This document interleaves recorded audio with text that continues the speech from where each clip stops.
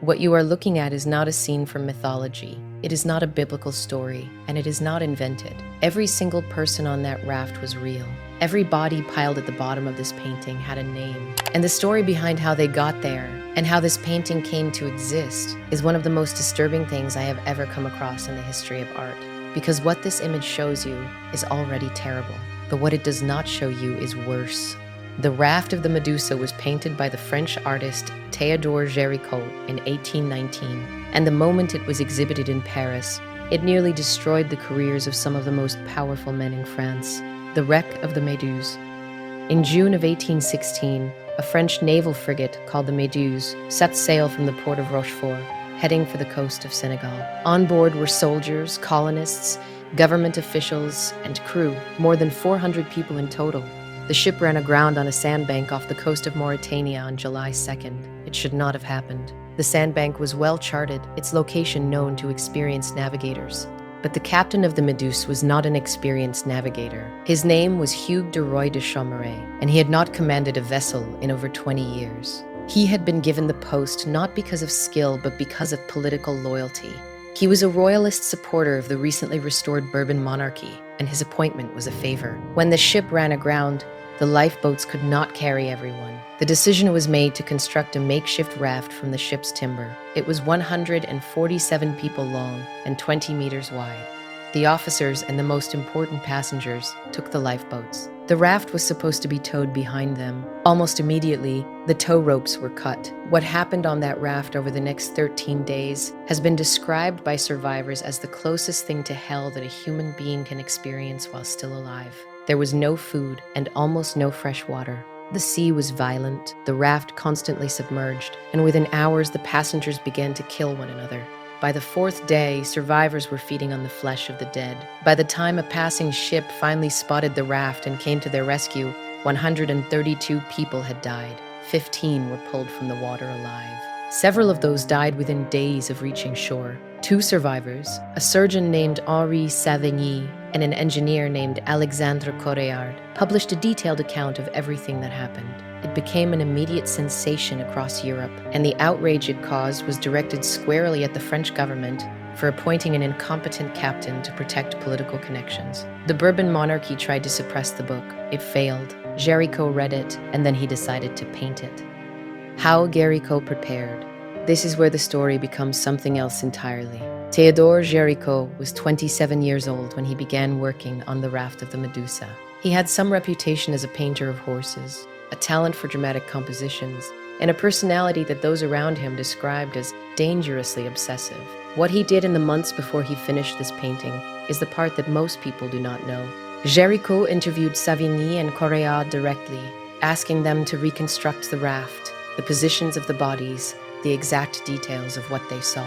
He traveled to the port of Le Havre to find and speak with other survivors. He sketched people dying in hospital beds in order to capture the specific way a body looks when it is on the edge between life and death.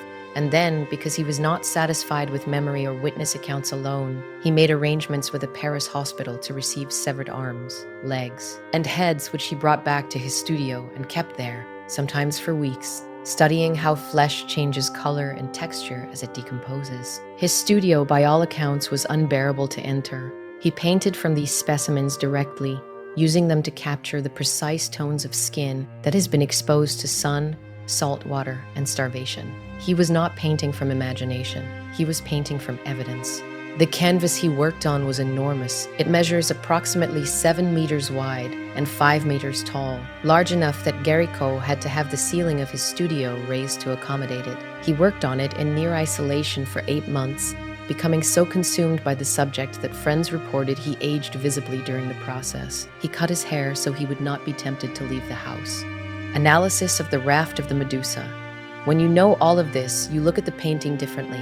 The composition is built as a pyramid that pulls the eye upward, from the dead at the bottom toward the living at the top. At the lower left, a white-haired man sits with his back to us, holding the body of a young man across his knees. He is not looking at the horizon. He has already stopped looking. This figure is understood by many historians to represent a father holding his dead son, and it anchors the emotional weight of the entire lower half of the painting. Around him, other bodies are piled and tangled, arms hanging over the edge of the raft. faces pale and slack, some already slipping into the water. As your eye moves upward and to the right, the bodies become more animated. Men crouch, then kneel, then stand. At the top right, a group of survivors waves desperately at a ship visible on the horizon, just barely visible, reduced to a dark smudge against the sky. This is the rescue ship Argus, which eventually saved the 15 remaining survivors. Géricault places it at the very edge of the canvas, almost swallowed by the atmosphere, so small it barely registers. The men reaching toward it do not know yet whether they have been seen. That uncertainty is the emotional center of the painting. Géricault does not show you the rescue. He shows you the moment just before anyone knows whether rescue is coming. And around that moment, he layers in every stage of human response to catastrophe: grief, numbness, despair, and at the very top, a desperate physical need to survive. The light in the painting is theatrical and deliberate. It falls from the left, illuminating the dead most brightly, while the living figures at the top remain partially in shadow. This inversion of the expected, where the dead are lit and the living are darker, creates an unease in the composition that is difficult to name, but impossible to ignore. The political bomb.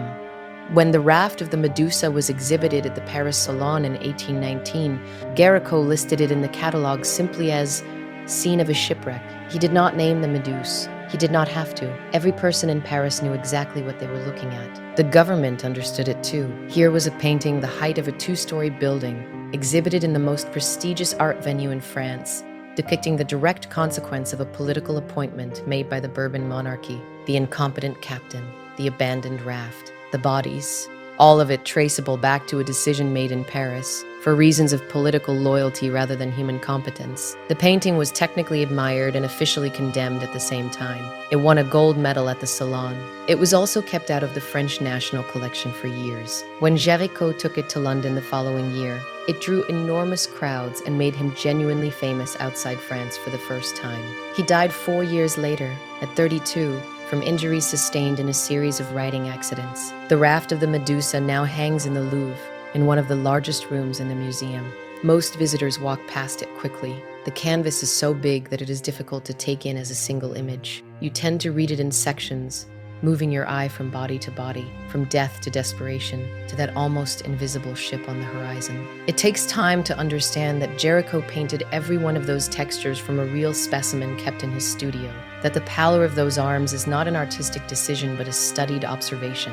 That is the detail this painting does not show you. Not the raft, not the bodies, not even the cannibalism the survivors described. The most disturbing part of the raft of the Medusa is the man who made it and the lengths he went to in order to make it true. If you knew about this painting before watching this video, I'd love to know where you first came across it. And if this changed how you see it, let me know in the comments.